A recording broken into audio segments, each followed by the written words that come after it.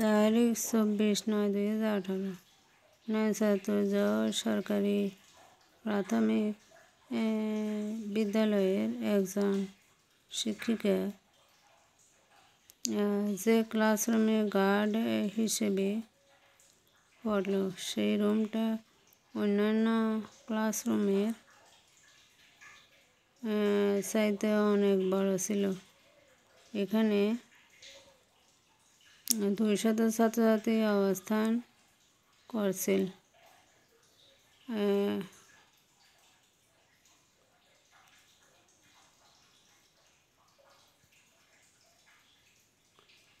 চাউনিয়া সরকারি প্রাথমিক বিদ্যালয়ের 5ম শ্রেণীর ছাত্রছাত্রী আছে। উদয়ন স্কুলের ছাত্রছাত্রী পাশাপাশি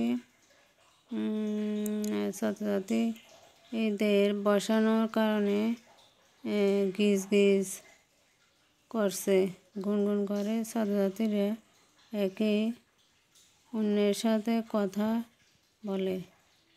তখন কর্তব্যরত শিক্ষক সবাইকে সতর্ক